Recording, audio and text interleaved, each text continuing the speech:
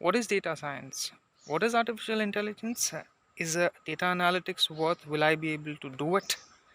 If you are a web crawler and stuck with such endless loop of questions, here I am to help you and give you some piece of advice. This is Mohd Ishtiyaque, and I'm a alumni of GUVI, presently working as a senior analyst with Ernst & Young, one of the big four companies, as a developer.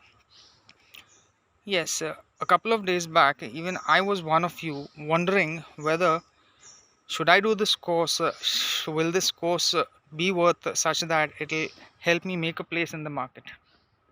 I came across GUVI and I found that they not only help you learn, but they are always there to guide you.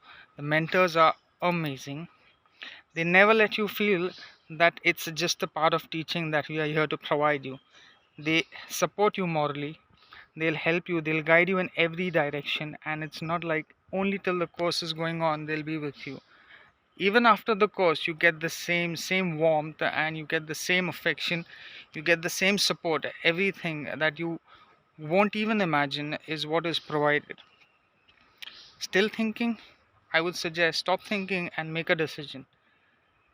I assure you, you won't regret, and you'll be in a better position. Put your efforts and try your luck. Thank you.